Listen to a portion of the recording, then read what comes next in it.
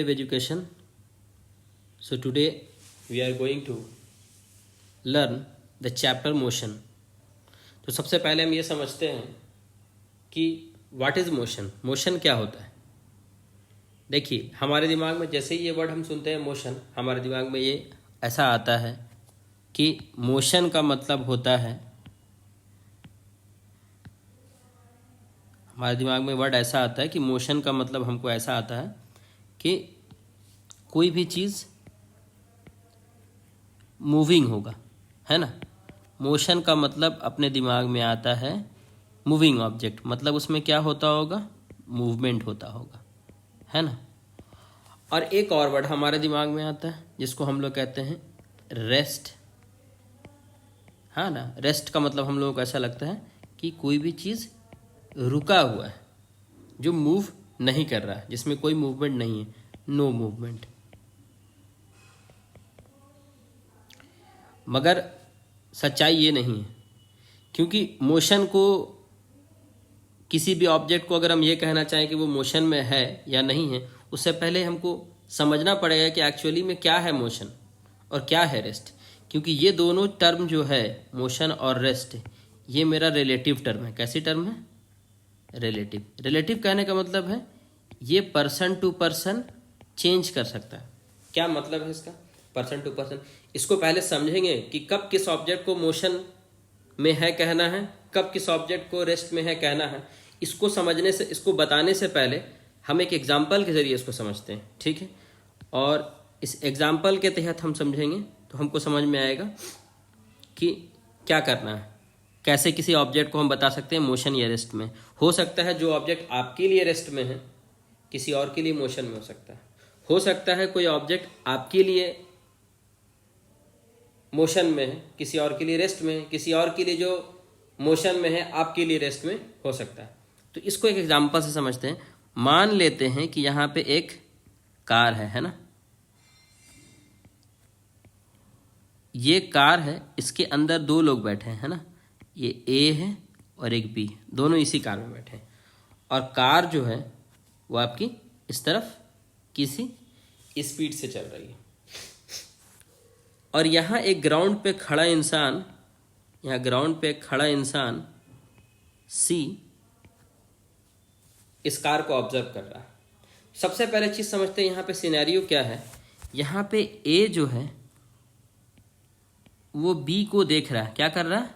B को। ए seize B, है ना। ए क्या कर रहा है? बी को देख रहा है और एक कमेंट करता है। क्या करता है? कमेंट करता है। वो क्या कमेंट करता है, ध्यान से समझिए इस एग्जाम्पल को, कि बी रेस्ट पे है। किस पे? बी के बारे में क्या बोल रहा है कि बी किस पे है बेटा? रेस्ट पे। और ये सी जो है ये भी किसको देख रहा है? बी को देख रहा है। तो सी भी किसको देखता है? She sees B. और ये भी एक अपना कमेंट बनाता है, तो कमेंट करता है और कहता है कि बी जो है वो किस में है? मोशन में। अब ये अजीब बात है, बॉडी तो एक ही है, बी है। बी के बारे में दो तरह की बात हो रही है। एक बार उसको कहा जा रहा है कि ये मोशन में है, ये कहने वाला सी है। और एक बार इसको कहा जा रहा है कि ये रेस्ट में है, ये कहने वाला कौन है? ए। तो इस बात को समझने में हमको ये पहले समझना पड़ेगा। आप थोड़े से कार के अंदर चलिए। मान लीजिए कि अगर आप कार के अंदर बैठे हैं और आपके सामने कोई इंसान बैठा है और कार चल रही है, तो वो इंसान आपको मूव करता हुआ दिखाई नहीं देगा। आपको ऐसा फील होगा कि आपके कार के सामने बैठा है, प्रोवाइडेड वो कार के अंदर चलना नहीं चाहिए, मूवमेंट नहीं होनी चाहिए। अगर कार के अंदर शांति से बैठा है तो वो इंसान, आपको ऐसा लगेगा कि वो इंसान रेस्ट पे है। तो आप क्या कहेंगे उसके बारे में कि ऑब्जेक्ट क्या है? वो रेस्ट पे है। लेकिन अगर सेम उसी कार में बैठे हुए इंसान को कोई बाहर से चलता हुआ देखेगा, तो चूंकि कार मूव कर रही है तो वो जो अंदर बैठा हुआ इंसान भी मूव करता हुआ दिखाई देगा उस इंसान को जो कार के बाहर है, मतलब ग्राउंड पे है।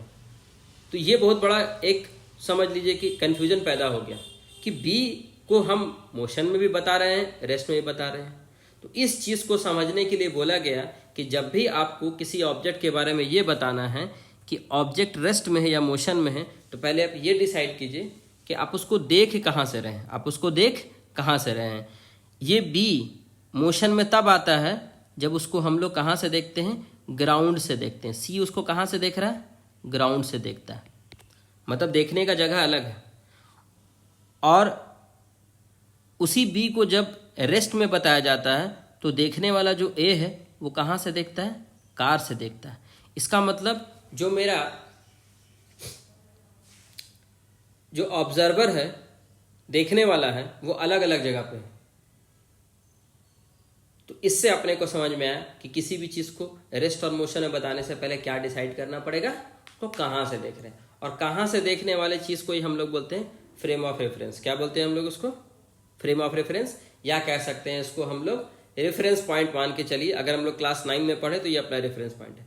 तो चलिए अब हम मोशन को डिफाइन कर लेते हैं। हम मोशन को ऐसे कह सकते हैं, if an object changes its position with respect to time with fixed reference point। यहाँ तक आपको क्लियर है? देखिएगा, ध्यान समझिएगा। बोला जा रहा है if an object changes its position with respect to time with fix reference point. मतलब ये फिक्स रेफरेंस पॉइंट कहाँ है, ये वही जगह है जहां से हम किसी चीज को ऑब्जर्व कर रहे हैं। जैसे फिक्स रेफरेंस पॉइंट अगर ये सी के लिए देखा जाए तो वो ग्राउंड था, और अगर ए के लिए बात किया जाए, सी के लिए क्या था मेरा, वो ग्राउंड था, और ए के लिए बात किया जाए तो वो कार में था, है ना। वो किस में था, कार में था। तो ये होता है एक्चुअली में मोशन को डिफाइन करना। ठीक है, इतनी बात तो आपको समझ में आ रही होगी। चलिए अब समझते हैं कि मोशन को क्लासिफाई करेंगे कि मोशन कितने तरह का हो सकता है। ठीक है, तो मोशन को जो क्लासिफाई किया गया है वो दो तरीके से किया गया, उसको समझना है पहले। एक हम कहते हैं यूनिफॉर्म मोशन,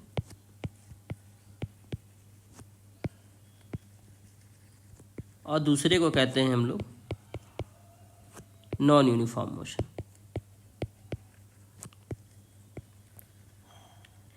देखिए, यूनिफॉर्म मोशन और नॉन यूनिफॉर्म मोशन कब कहेंगे, जैसे मान लीजिए कोई ऑब्जेक्ट 1 सेकंड में 1 मीटर दूरी तय करता है, और अगले फिर से 1 सेकंड में वो 1 मीटर दूरी तय करे, या अगले 1 सेकंड में फिर से वो 1 मीटर दूरी तय करे। सर 1-1 सेकंड क्यों ले रहे हैं, 1-1 मिनट भी आप ले सकते हैं। मान लीजिए 1 मिनट में मान लीजिए वो 10 मीटर तय कर रहा है, तो अगले मिनट में भी फिर से कितना करना पड़ेगा उसको तय, 10 मीटर ही तय करना पड़ेगा। इसका मतलब है कि इक्वल इंटरवल मतलब उसका जो ड्यूरेशन है टाइम का वो फिक्स है, और डिस्टेंस भी कैसे तय कर रहा है, वो फिक्स तय कर रहा है। अगर इस तरीके से कोई ऑब्जेक्ट चलता है तो उसको हम कहेंगे यूनिफॉर्म मोशन। तो इसको चलिए डेफिनेशन के तौर पे इसको लिख लेते हैं। इसको कैसे लिख सकते हैं डेफिनेशन के तौर पे, जरा समझ लेते हैं इसको हम ऐसे लिख सकते हैं, if a body covers equal distance in equal interval of time।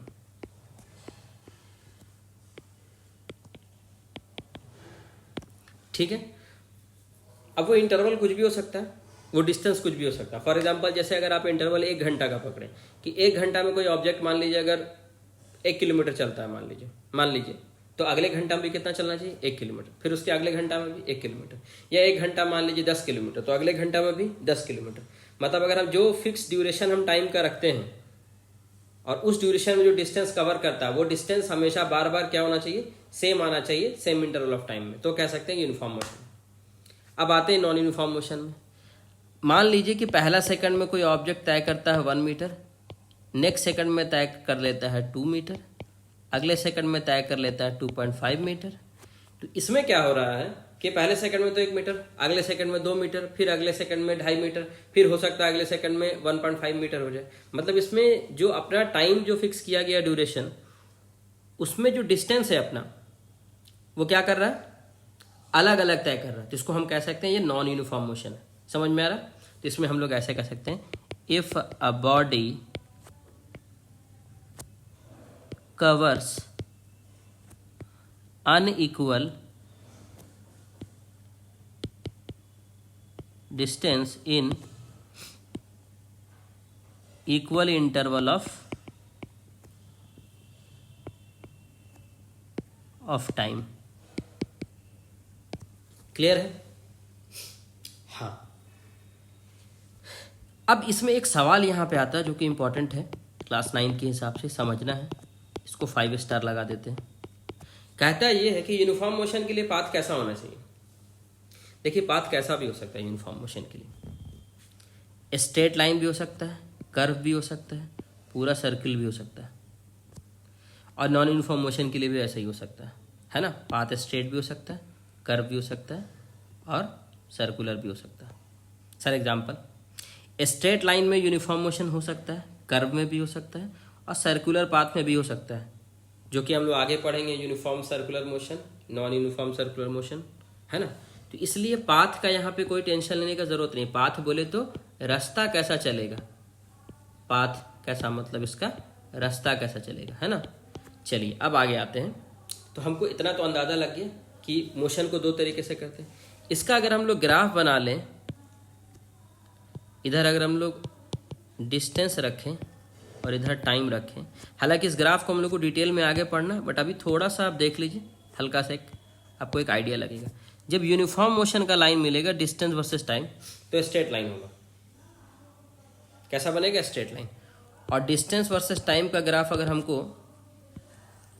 Non uniform motion के लिए बनेगा तो वो कर्व जैसा बनेगा। समझ में आ रहा है?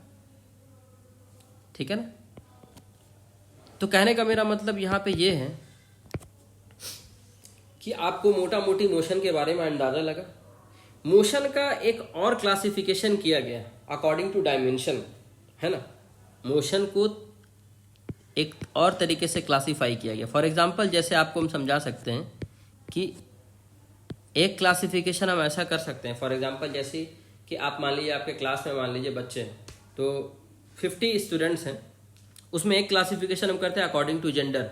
मान लेते हैं कि उसमें 30 बॉयज़ और 20 गर्ल्स हैं, तो अकॉर्डिंग टू जेंडर देखा जाए तो 20 लड़की और 30 लड़का। एक क्लासिफिकेशन हम ऐसा कर सकते हैं कि उनमें से मान लीजिए कुछ बच्चे को मैथ्स पसंद है, कुछ बच्चे को साइंस पसंद है। तो ऐसा हो सकता है कि कुछ लड़की को भी मैथ्स पसंद होगा, कुछ लड़का को भी मैथ्स पसंद होगा। तो ये जो क्लासिफिकेशन आएगा प्रीवियस क्लासिफिकेशन से अलग आएगा, क्योंकि पिछले वाले में तो इंटरेस्ट से मतलब नहीं था ना, एरिया ऑफ इंटरेस्ट से, उसको मतलब किससे था? मेल और फीमेल से। तो अब हमको मोशन को एक और तरीके से क्लासिफाई करना है, जो 3 क्लासिफिकेशन है इसका। पहला बोला गया है 1 डायमेंशन मोशन। क्या कहा गया है? 1 डायमेंशन मोशन। दूसरा बोला गया है 2 डायमेंशन मोशन, और तीसरा कहा गया है 3 डायमेंशन मोशन। ये 3 तरीके से मोशन को according to dimension. Sir 1 dimension motion का मतलब क्या है? जब भी कोई ऑब्जेक्ट अगर स्ट्रेट लाइन में चल रही होगा, कैसे चल रहा होगा? स्ट्रेट लाइन में, मतलब मोशन कैसा होता होगा? ऑब्जेक्ट का स्ट्रेट लाइन होता होगा, है ना। सर एग्जांपल, जैसे कोई भी एक गाड़ी किसी रोड पे अगर सीधे जा रही है तो उसको कहेंगे 1 डायमेंशन मोशन। क्या बोलेंगे? 1 डायमेंशन। शॉर्ट में बोलते हैं 1D मोशन। 2D मोशन अपना क्या है? इसमें कोई भी ऑब्जेक्ट कैसे चलेगा? या तो कर्व में चले या सर्कुलर पाथ में चले, तो कह सकते हैं कि 2D मोशन है ना। कोई भी चीज़ अगर सर्कुलर मोशन होता है, इसका एग्जांपल जैसे कि आप जब बॉल फेंकते हैं ना, कैच खेलते हैं, तो जब आप कैच फेंकते हैं बॉल को, तो बॉल आपको पता है एक आर्क में जाता है, वो एक आर्क फॉर्म करता है ना, एक कर्व में जाता है, स्ट्रेट नहीं जाता है। उस मोशन को हम कहेंगे 2 डायमेंशन मोशन, जो कि क्लास आपको 11 में जाके पढ़ना है। 3 डायमेंशन मोशन आप कैसे कह सकते हैं कि मान लीजिए कोई ऑब्जेक्ट है जो कि रैंडमली किसी भी दिशा में जा रहा है। सर एग्जांपल समझाइए। जैसे insect, motion of an insect, insect का जो मोशन हो जाएगा, motion of an insect, insect का जो मोशन होगा वो आपको 3D होगा, मतलब जिधर तिधर भागेगा, ऐसे ऐसे ऐसे ऐसे, कोई नहीं जानता किधर जा रहा। समझ में आ रहा? तो ये मोशन का ये था। अब सवाल ये है ना कि हमारे क्लास में ना हम लोग को थोड़ा सा पढ़ना है 2D का, सर्कुलर मोशन का, एकदम थोड़ा सा पढ़ना है, और अच्छे से पढ़ना हमको मोशन इन वन डायमेंशन। तो ये क्या है ना, क्लास 9 में जो चैप्टर बनता है motion in a straight line बनता है। चैप्टर क्या बनता है? Motion in a straight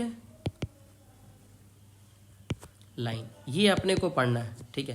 actually में यही अपने को ज़्यादा फोकस रखना है, ठीक है। ये अपने को है, ये चैप्टर, इसको ही हम लोग बोलते हैं 1D, है ना, और इसको ही पढ़ना।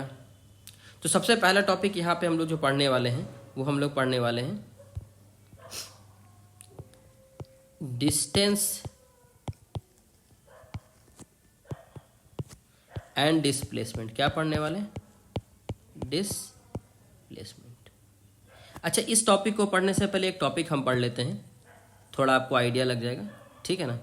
देखिए, हम कुछ फिजिकल क्वांटिटी के बारे में बात करेंगे। किसके बारे में बात करेंगे? इसलिए इसको रोक रहे हैं क्योंकि आपको थोड़ा हेल्प करेगा। फिजिकल क्वांटिटी क्या पढ़ने वाले हैं? Physical quantity.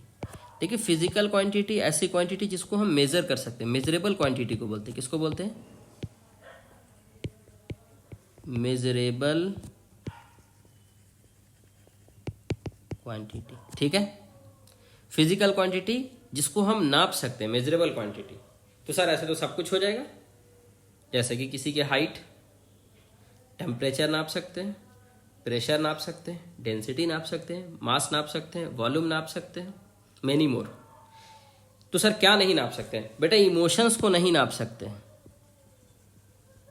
जैसे लव, हेट, है ना, ये हम लोग नहीं कह सकते। इन सबको ये मेजरेबल नहीं, ये क्वांटिटी मेजरेबल नहीं। फॉर एग्जांपल, आप ये नहीं कहते कि हम आपसे बहुत प्यार करते हैं। बहुत का क्या मतलब है? क्या किलो में थोड़ी है भाई, 1 किलो प्यार, 2 किलो प्यार। या हम आपकी बहुत इज्जत करते हैं। कितना इज्जत? 1 किलो, 2 किलो, 3 किलो। इज्जत का कोई यूनिट तो नहीं है ना, उसको नाप तो नहीं सकते हैं ना। या मेरे दिल में आपके लिए बहुत जगह है, इसका क्या मतलब होता है? क्या जगह है? जगह कोई प्लॉट है, कोई एरिया है, स्क्वायर फीट में है? नहीं है। इसका मतलब है कि इमोशंस को हम नाप नहीं सकते हैं, तो इसलिए इमोशन कभी भी फिजिकल क्वांटिटी नहीं बनती। अब आते हैं फिजिकल क्वांटिटी जो आपकी है, ये फिजिकल क्वांटिटी 2 तरह की होती है आपकी, है ना। नापने वाला ही बात कर रहे हैं ना, मेजरेबल क्वांटिटी। एक को बोलते हैं हम लोग वेक्टर क्वांटिटी, इसको समझना अच्छे से, और एक को बोलते हैं स्केलर क्वांटिटी, ठीक है।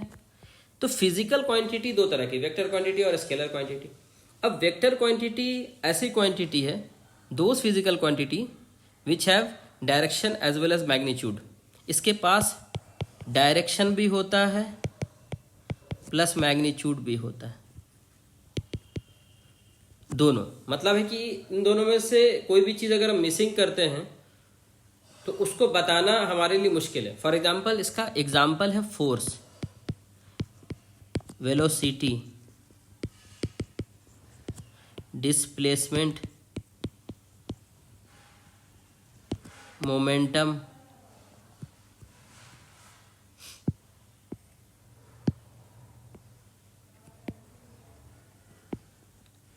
And many more ETC। देखिए, आगे तो पढ़ेंगे सारे टर्म को, पहले आपको हम समझते हैं फोर्स। अगर कल को आपको कोई कहता है ना, फोर्स का हम लोग क्लास 8 में थोड़ा सा याद अगर जाएं तो उसका यूनिट होता था न्यूटन, है ना।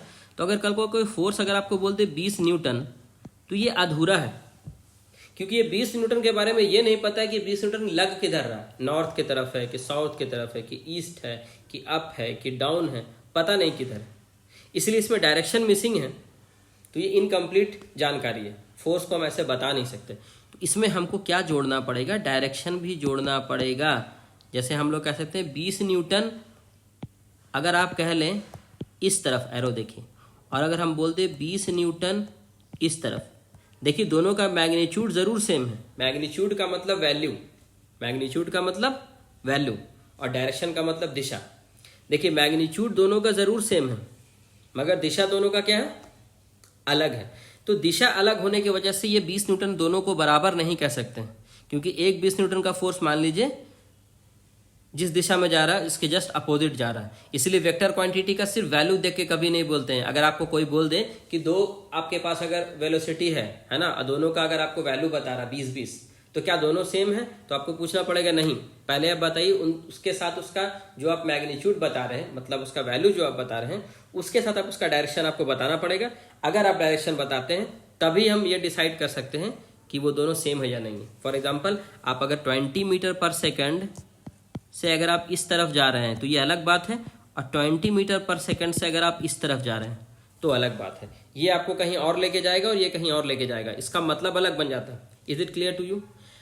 हाँ, मेरे हिसाब से आपको इतना जानकारी वेक्टर के लिए अभी काफ़ी है क्लास 9 के लिए, ठीक है। आप कभी भी जब जाते हैं ना, फोर्स किसी को आप जब धक्का लगाने के लिए बोलेंगे तो आपसे पूछेगा कितना फोर्स लगाना और किधर लगाना। किधर मतलब डायरेक्शन, कितना बोले तो मैग्नीट्यूड, वैल्यू को बोलते हैं ना। ये 20, 30, 40 इसको हम लोग क्या कहते हैं? मैग्नीट्यूड। अब आते हैं स्केलर क्वांटिटी पे। तो स्केलर क्वांटिटी जो अपनी है, ये स्केलर क्वांटिटी में होता है कि इसको बताने के लिए ना डायरेक्शन की कोई ज़रूरत नहीं है ना, डायरेक्शन का नीड नहीं होता इसमें। इसके पास सिर्फ क्या होता है? Magnitude only. जैसे हम लोग इसको डिफाइन कैसे करेंगे? Those physical quantity which have magnitude only. इसका एग्जांपल क्या हो सकता है बाबू?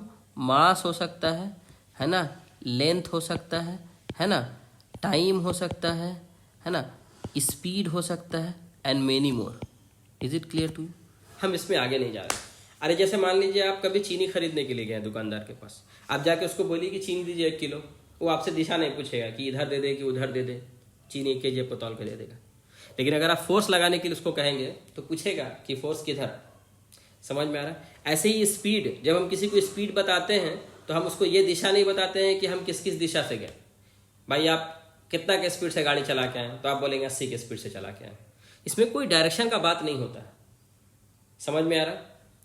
डिस्टेंस के बारे में बोलते हैं कि यहाँ से रामगढ़ कितना दूर है। मान लीजिए फॉर एग्जांपल कोई एक जगह है और वहाँ से रामगढ़ की दूरी अगर हमको पता करना हो तो हम सीधा कहेंगे 50 किलोमीटर। या कह सकते हैं कि यूपी से लेकर के दिल्ली की डिस्टेंस बताइए। तो यहाँ पे जो डिस्टेंस है इसमें कोई डायरेक्शन का ज़रूरत नहीं है। समझ में आ रहा है? तो ये चीज़ है। तो मेरे हिसाब से आई होप आपको क्लियर हो गया हो कि वेक्टर क्वांटिटी और स्केलर क्वांटिटी किसको कहते हैं। इसमें कभी भी हमको फ़र्क नहीं। इसको सिर्फ 20 kg अगर हम मास लिख देते हैं, 40 kg मास लिख देते हैं, है ना, तो आपको ये ध्यान हमेशा होना चाहिए कि स्केलर क्वांटिटी को बताने के लिए डायरेक्शन की ज़रूरत नहीं है। उसके पास सिर्फ मैग्नीट्यूड होता है। मैग्नीट्यूड का मतलब जो न्यूमेरिकल वैल्यू है ना उसका 20, 30, 40, 50 ये होता है। Is it clear to you? चलिए अब आगे बढ़ते हैं। अब हमको ध्यान देना है कि अब हमको पढ़ना है टॉपिक डिस्टेंस और डिस्प्लेसमेंट पढ़ना है, ठीक है। और यहाँ से बहुत ही इंपॉर्टेंट है आपके क्लास 9 के लिए, ठीक है, डिस्टेंस और डिस्प्लेसमेंट। देखिए पहले समझना पड़ेगा। मान लेते हैं कोई पोजीशन यहाँ पे ए है और कोई पोजीशन यहाँ पे मान लीजिए बी है। कोई एक पार्टिकल है, ऑब्जेक्ट है, मान लीजिए ऐसे चल के जाता है, और कोई ऑब्जेक्ट है मान लीजिए ऐसे चल के जाता है। जाने वाला ऐसे जा सकता है ना, जाने का अपना है। और एक पार्टिकल है सीधे चला जाता है, एकदम सीधे स्ट्रेट। तो देखिए ए से बी जाने के लिए 3 जगह से 3 रास्ता तय किया गया। जो सबसे छोटा वाला डिस्टेंस है ना, जिसको हम लोग शॉर्टेस्ट डिस्टेंस बोल रहे हैं, सबसे छोटा डिस्टेंस हो जाएगा। इसी शॉर्टेस्ट डिस्टेंस को नाम दिया गया है डिस्प्लेसमेंट। क्या नाम दिया गया है? डिस्प्लेसमेंट। और बाकी इन सब को हम लोग क्या कहते हैं? ये सब डिस्टेंस है। ये सब क्या है? आपका डिस्टेंस है। तो सर डिफरेंस क्या है? देखिए एक बात समझिए, किसी भी 2 पॉइंट के बीच में अगर आपसे पूछ लिया जाए कि कितना डिस्टेंस पॉसिबल है, तो डिस्टेंस तो इनफाइनाइट पॉसिबल हो सकता है। इसका कोई सिर पैर नहीं है, कितना भी हो सकता है। कोई आदमी बोले कि हम ऐसे ऐसे ऐसे करके भी हम जाके पहुंच सकते हैं। कोई आदमी ऐसे ऐसे घूम करके यहाँ से आकर के फिर ऐसे होकर के फिर यहाँ पहुंच जाए। बात समझ में आ रहा है? तो डिस्टेंस कितना भी पॉसिबल हो सकता है बिटवीन 2 पॉइंट्स, मगर डिस्प्लेसमेंट हमेशा एक ही पॉसिबल होगा। दोनों को सीधा ज्वाइन कीजिए। कभी भी अगर आपको डिस्प्लेसमेंट निकालना है किसी भी 2 पॉइंट के बीच में, उन 2 पॉइंट को आप चले कैसे ये मैटर नहीं करता। मान लीजिए अगर कोई पार्टिकल है, मतलब कोई 2 पोजीशन है, एक पार्टिकल मान लीजिए यहाँ से अगर ऐसे चला, पूछ लिया जाए कि इसमें डिस्टेंस क्या होगा, तो आप सीधे क्या करेंगे? इनिशियल और फाइनल पोजीशन को क्या करेंगे? आप ज्वाइन कर देंगे और ये आपका आ जाएगा डिस्प्लेसमेंट। क्या आ जाएगा आपका? डिस्प्लेसमेंट। उम्मीद है आपको डिस्प्लेसमेंट समझ में आया होगा। और डिस्टेंस इस केस में क्या बन जाएगा? ये। चलिए इसमें एक चीज़ और समझ लेते हैं। अगर मान लेते हैं कि एक पोजीशन ये है और दूसरा पोजीशन ये है, ये पोजीशन ए है और ये पोजीशन बी। कोई ऑब्जेक्ट मान लीजिए सीधा जाता है, ऐसे कैसे जाता है? स्ट्रेट। और इस केस में देख लीजिए, ये केस 1 है, ये केस 2 है, इससे क्वेश्चन आता है, क्वेश्चन बनता है, इसलिए इसको समझना बहुत ज़रूरी। ए और बी से मान लीजिए अगर कोई स्ट्रेट जाता है तो इस केस में इसका ये डिस्प्लेसमेंट भी यही है और डिस्टेंस भी यही है। समझिएगा बात को, इसमें कन्फ्यूजन नहीं होना चाहिए। ऐसा नहीं कि डिस्टेंस हमेशा टेढ़ा ही रहेगा। डिस्प्लेस अगर 2 पॉइंट के बीच में अगर कोई पार्टिकल स्ट्रेट ही चला है तो पूछा जाए कि इसमें डिस्टेंस और डिस्प्लेसमेंट क्या? वही डिस्टेंस और वही डिस्प्लेसमेंट। मगर अगर किसी 2 पोजीशन में अगर कोई पार्टिकल कर्व पाथ में चला है तो डिस्टेंस तो कर्व वाला होगा, लेकिन स्ट्रेट जिसको ज्वाइन करेंगे वो बन जाएगा डिस्प्लेसमेंट। उम्मीद है आपको इतना समझ में आया होगा। ठीक है, चलिए अब थोड़ा सा हम समझते हैं कि इसका डेफिनेशन क्या होता है। तो डिस्टेंस को हम लोग बोलेंगे, डिस्टेंस को डिफाइन कैसे कर सकते हैं? एक्चुअल पाथ बिटवीन 2 पॉइंट्स या पोजीशन, जो कहना कह लें। और डिस्प्लेसमेंट जो होता है, डिस्प्लेसमेंट जो होता है उसको हम लोग बोलते हैं शॉर्टेस्ट पाथ बिटवीन 2 पॉइंट्स, है ना। अच्छा देखिए, है तो दोनों एक तरह का डिस्टेंस ही। अरे शॉर्टेस्ट पाथ बोलिए, शॉर्टेस्ट डिस्टेंस बोलिए, तो है तो एक ही। तो दोनों का ऐसा यूनिट जो होता है ना वो मीटर होता है। क्या होता है? मीटर। इसका भी क्या होता है? मीटर। मगर दोनों में फ़र्क क्या है? डिस्टेंस जो है वो आपका स्केलर है। कैसी क्वांटिटी है? Scalar quantity. और डिस्प्लेसमेंट कैसी क्वांटिटी है आपकी? Vector quantity. ये एग्जाम में आता है, पूछा जाता है कि डिस्टेंस कैसी क्वांटिटी है? स्केलर है। इसका एसआई यूनिट क्या है? ये जो आपको मीटर है ना, ये इसका एसआई यूनिट है। कैसी यूनिट है ये आपकी? एसआई यूनिट है। ये इसकी कैसी यूनिट है? एसआई। और डिस्प्लेसमेंट आपका कैसा? वेक्टर है। तो ये अपने को अंदाजा लग गया कि डिस्टेंस और डिस्प्लेसमेंट पे। तो इसमें कुछ कुछ सवाल आता है। देखिए सवाल पहले समझ लीजिए। सवाल क्या है? क्वेश्चंस कैसे? अगर मान लीजिए, क्वेश्चन समझिएगा, क्वेश्चन नंबर 1, अगर कोई पार्टिकल कर्व में चल रहा है, कोई पार्टिकल कैसे चल रहा है? कर्व में चल रहा है। तो कर्व में चलेगा तो इसका ये वाला कहलाएगा डिस्टेंस और ये कहलाएगा आपका डिस्प्लेसमेंट। इस केस में अगर आपसे कोई पूछ ले कि कौन बड़ा है, डिस्टेंस या डिस्प्लेसमेंट, आप सीधे समझ सकते हैं। अगर आपको दिक्कत हो रहा है तो एक धागा लेकर के ये दोनों पॉइंट को आप मेजर कीजिए और ये कर्व वाले को भी आप मेजर कीजिए। आपको सीधा दिखाई दे रहा है कि यहाँ पे जो डिस्टेंस है वो बड़ा है डिस्प्लेसमेंट से। डिस्टेंस है वो क्या है? बड़ा है डिस्प्लेसमेंट से। ये आपको क्लियर होगा मेरे हिसाब से। मगर ये तब पॉसिबल है जब पाथ कब चलता है? जब कोई ऑब्जेक्ट किस में चलता है? कर्व पाथ में। किस में चलता है? कर्व पाथ में। ठीक है। अगर मान लीजिए क्वेश्चन नंबर 2 देखिए, कोई ऑब्जेक्ट स्ट्रेट में चल रहा है। कैसे चल रहा है? पोजीशन ऐसे चल रहा है। इस केस में अगर आपसे पूछ ले तो यही आपका डिस्टेंस हो जाएगा और यही आपका क्या कहलाएगा? डिस्प्लेसमेंट। तो इस केस में आपका डिस्टेंस एंड डिस्प्लेसमेंट क्या हो जाएगा? आर इक्वल, इसमें बराबर हो जाएगा, है ना। तीसरा क्वेश्चन क्या होता है कि अगर कोई पाथ ऑब्जेक्ट कैसे चले? क्लोज चले। कैसे चले? क्लोज का मतलब ऐसे चला, फिर ऐसे चला और फिर वहीं पहुंच गया जाकर के। सुनिएगा ध्यान से। मान लेते हैं कि ये ए रहा होगा, ये दूरी ये है ए, यहाँ से यहाँ ए, फिर ये ए, फिर ये ए। ठीक है, शुरू जहाँ से किया वहीं पहुँचा। तो इस केस में आपका डिस्प्लेसमेंट जो होता है वो ज़ीरो हो जाता है। जब भी इनिशियल पॉइंट जहाँ से शुरू हुआ था और जाने के बाद फाइनल पॉइंट वहीं पहुँच जाता है तो डिस्प्लेसमेंट आपका ज़ीरो होता है और डिस्टेंस जो है आपका वहाँ पे क्या हो जाएगा? a + a + a 3 हो जाएगा। आपको समझ में आना चाहिए। या कोई पार्टिकल मान लीजिएगा सर्कुलर पाथ में अगर ऐसे जा करके रुकता है, इस केस में भी आपका डिस्प्लेसमेंट क्या हो जाएगा? यहाँ से शुरू हुआ और जाके वहीं रुका तो उसमें भी डिस्प्लेसमेंट ज़ीरो हो जाएगा। इसका अगर हमको डिस्टेंस निकालना होगा तो डिस्टेंस इसका क्या होता है? इसका सरकमफ्रेंस होता है 2πr हो जाएगा। क्या हो जाएगा इसका? 2 पाई आर। हालांकि इसका आगे हम लोग क्वेश्चन देखेंगे, अभी हम लोग, अभी आपको ध्यान रखना है। तो समझ में आया। इससे एक सबसे बड़ा आपको इंपॉर्टेंट बात क्या याद रखना है, इसको 3 स्टार के तौर पे याद रखिएगा कि डिस्टेंस जो होता है वो या तो बड़ा होगा या बराबर होगा। देखिए कैसे लिखते हैं, ये जो ऐसे लिखा है ये बड़ा है, या दोनों एक साथ नहीं है, दोनों में से कोई एक ही होगा। या तो डिस्टेंस डिस्प्लेसमेंट से बड़ा हो जाए या उसके बराबर हो जाए। डिस्टेंस डिस्प्लेसमेंट से या तो बड़ा हो जाए या उसके बराबर हो जाए। मतलब है बड़ा कब होगा डिस्टेंस डिस्प्लेसमेंट से, जब कर्व पाथ हो जाए, और बराबर कब हो जाएगा, जब स्ट्रेट लाइन में चलेगा। ये कभी भी पॉसिबल नहीं हो सकता है, ये कभी भी पॉसिबल नहीं हो सकता है कि आपका डिस्टेंस जो है वो छोटा हो जाए डिस्प्लेसमेंट से। आई होप आपको इतना समझ में आया होगा। ये पॉसिबल नहीं है, ये पॉसिबल है, ठीक है। तो इसमें आपको आता है, तो आपको समझ में आना चाहिए कि डिस्टेंस और डिस्प्लेसमेंट का आपको एक बात समझ लीजिए। देखिए डिस्प्लेसमेंट नेगेटिव भी हो सकता है, पॉजिटिव भी हो सकता है, जीरो भी हो सकता है, याद रख लीजिए। डिस्प्लेसमेंट के बारे में बता देते हैं,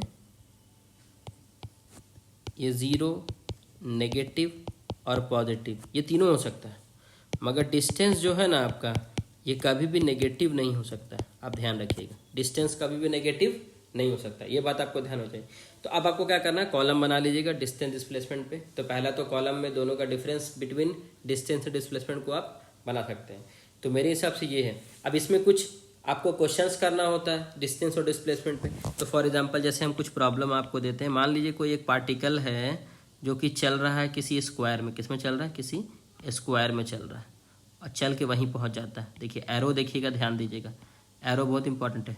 तो जहाँ से चला वहीं, तो मान लेते हैं चला होगा 4 मीटर, स्क्वायर है तो सब में कितना चलेगा, 4 मीटर चलेगा। तो अगर कल को आपसे इसमें पूछ ले कि डिस्प्लेसमेंट क्या होगा, तो जहाँ से चला था वहीं जाके रुका है, तो डिस्प्लेसमेंट तो जीरो है। डिस्टेंस क्या करते हैं भाई, टोटल पाथ का जो लेंथ होता है, तो 4 मीटर 4 मीटर 4 मीटर 4 मीटर, तो कितना हो जाएगा 4 + 4 + 4 + 4, दैट इज कितना हो जाएगा 16 metre. Is it clear to you? ठीक, चलिए अब और क्वेश्चन देखते हैं, और प्रॉब्लम देखते हैं। मान लीजिए कोई पार्टिकल चला है इस तरीके से, ऐसे चला है ना, और फिर ऐसे चला, ये राइट एंगल पे जाके मुड़ा, ठीक है। तो अब पहला पोजीशन ए है, ये पोजीशन लास्ट में फाइनल बी गया। ये मान लेते हैं कि यहाँ पे 10 मीटर है और ये कितना है 10 मीटर है। पार्टिकल चला कैसे, देखिए हम एरो आपको दिखा रहे हैं। अब इसमें क्वेश्चन में आपसे पूछ लेता है कि बताइए डिस्टेंस कितना होगा डिस्प्लेसमेंट। तो देखिए डिस्टेंस निकालना तो आपके लिए क्या है, जो एक्चुअल पाथ लेंथ है, तो यहाँ से 10 और 10, 10 + 10 दैट इज 20 मीटर। डिस्प्लेसमेंट निकालने के लिए आपको बोला है कि इनिशियल और फाइनल पॉइंट को ज्वाइन कीजिए। देखिए पिछले वाले क्वेश्चन में क्या था, ज्वाइन करने का जरूरत नहीं था ना, जहाँ से शुरू हुआ वहीं आ गया, तो डिस्प्लेसमेंट जीरो। मगर यहाँ नहीं होगा, तो यहाँ दोनों को ज्वाइन कीजिएगा, और आपको ऐसा फील हो रहा होगा कि एक राइट एंगल ट्राइंगल है, 90 के सामने वाला हाइपोटेन्यूज है। तो हाइपोटेन्यूज को निकालने का तरीका क्या होता था, अंडर रूट करते थे, और एक बार इसका स्क्वायर करते थे, और एक बार इसका स्क्वायर करते थे। तो एक बार 10 का स्क्वायर + 10 का स्क्वायर, 10 का स्क्वायर कितना हो जाएगा 100, और दूसरा 10 का स्क्वायर भी 100, 100 + 100 कितना हो जाएगा 200, अंडर रूट 200 हो जाएगा। इसको अगर आगे फर्दर सॉल्व करें तो 2 × 100 हो जाएगा, है ना। और हमको अच्छे से पता है कि 100 का हम लोग कैसे लिख सकते हैं, 2 × 100 को कैसे लिख सकते हैं 10 × 10, और हमको पता है कि रूट से आज़ाद करना है। तो अगर यहाँ पे पेयर में होता था, क्लास 8 में जाइए तो हम लोग बाहर निकाल ले सकते हैं 10 को, और 2 का तो कोई पेयर नहीं है, तो वो रूट के अंदर में कैद रहेगा। और इस तरीके से हम लोग ऐसे कर सकते हैं कि ये आपका निकल करके आ गया डिस्प्लेसमेंट। ये क्या आ गया आपका निकल करके डिस्प्लेसमेंट, क्योंकि यही वाला पार्ट आपका क्या था डिस्प्लेसमेंट था। समझ में आ रहा? हाँ, और एक क्वेश्चन देख लेते हैं आपका, थोड़ा सा एक अच्छा सवाल देखते हैं यहाँ पे। अभी हम मान लेते हैं ध्यान दीजिएगा कि कोई पार्टिकल है जो कि ऐसे सेमी सर्कुलर पाथ में चल रहा है। कैसे चल रहा है, ऐसे चलता है, ठीक है, ऐसे चल रहा है, ऐसे चल रहा है, जिसका कि आपको रेडियस कितना दिया हुआ है, रेडियस आपको दिया हुआ मान लेते हैं 4 मीटर, कितना दिया हुआ। और पार्टिकल यहाँ से कि फिर से अपना सेमी सर्कुलर देखिएगा ध्यान से, वापस यहाँ पे आता है। ये पोजीशन ए है और ये पोजीशन बी है, और इस जो सर्किल का है इसका रेडियस कितना दिया हुआ 2 मीटर दिया हुआ। तो आप बोलेगा कि देखिएगा पार्टिकल कैसे चला, पार्टिकल ऐसे चला है, ठीक है। फिर यहाँ से पार्टिकल यहाँ कैसे चला है, फिर यहाँ से जाके ऐसे जाके यहाँ पे रुका है। ये फाइनल पोजीशन है इसका, ये फाइनल पोजीशन है और ये इनिशियल पोजीशन है। तो आपको यहाँ क्वेश्चन में पूछेगा बताइए डिस्प्लेसमेंट। तो आपको डिस्प्लेसमेंट का तरीका बताया है कि फाइनल और इनिशियल को सीधा आप ज्वाइन कीजिए। तो ये इसका रेडियस बन रहा बड़ा वाला सर्कुलर आर्क का, तो ये कितना हो जाएगा 4 मीटर। तो सीधा आपका डिस्प्लेसमेंट तो सीधा 4 मीटर आ गया। डिस्टेंस निकालने के लिए आपको थोड़ा सा दिमाग लगाना पड़ेगा। देखिए एक तो समझ लीजिए कि ये वाला पाथ आपके पास है और प्लस ये वाला पाथ, इन दोनों का अगर हम लेंथ निकाल के जोड़ दें तो अपना आ जाएगा। ध्यान दीजिए पूरा बड़ा वाला जो है सेमी सर्किल है। पूरा सर्किल अगर होता तो उसका पेरीमीटर, उसका सरकमफ्रेंस कितना होता है, उसका 2 पाई आर होता। मगर चूंकि ये आधा है ना तो 2 पाई आर बाई 2 हो जाएगा, मतलब सिर्फ कितना हो जाएगा पाई आर हो जाएगा। समझिएगा ध्यान से, पूरा सर्किल अगर होता है ऐसा तो कितना होता है इसका 2 पाई आर, मगर आधा है तो सिर्फ पाई आर। प्लस छोटा वाला के साथ भी वही है, तो इसका बड़ा वाला का रेडियस मान लेते हैं, इसका कितना दिया हुआ 4 मीटर। तो ध्यान रखिएगा इसको थोड़ा सा, बड़ा वाला के लिए क्या करेंगे, बड़ा वाला के लिए क्या लिखेंगे पाई आर की जगह पे कितना 4 है ना, प्लस छोटा वाला जब सर्किल देखिएगा तो इसके लिए भी सेम केस वही होगा। अगर ये पूरा बड़ा होता तो 2 पाई आर, मगर ये तो आधा है तो क्या लिखेंगे पाई आर। रेडियस कितना है इसके लिए 2 मीटर है ना, 2 तो 4 इंटू पाई हो जाएगा 4 पाई और यहाँ पे कितना हो जाएगा 2 पाई। तो 4 पाई और 2 पाई ऐड होकर कितना हो जाएगा 6 पाई मीटर। तो ये जाके आपका निकल करके आया डिस्टेंस का। समझ में आया? तो मेरे हिसाब से एक अच्छा क्वेश्चन है, सवाल है। ठीक है, बच्चा लोग को लगता है टफ, लेकिन ऐसा कोई डिफिकल्ट नहीं है। ध्यान रखिएगा इसमें ये इनिशियल पॉइंट है और ये फाइनल पॉइंट है, ऐसा मत समझिएगा हमको ज्वाइन कर देंगे। अगर यही सवाल में अगर पार्टिकल ऐसे चल करके ऐसे आ करके और यहाँ तक पहुँच गया होता तो इनिशियल और फाइनल पॉइंट सेम हो जाता, तो यहाँ पे डिस्प्लेसमेंट क्या हो जाता है 0 हो जाता। समझ रहे हैं ना? तो ये सवाल थोड़ा अलग है पिछले वाला, उसका फाइनल पोजीशन क्या है आपको भी पता है। तो आज के लिए इतना ही रखते हैं, ठीक है, नेक्स्ट क्लास में मिलेंगे। Thank you. सब्सक्राइब करेंगे चैनल को अगर आपको वीडियो मेरा पसंद आया तो। अगर आपको कोई और टॉपिक में ऐसा लगता है कि हम आपको पढ़ाने के लायक हैं तो आप कमेंट करके बताएं कि हम कौन से टॉपिक पे वीडियो बनाएं।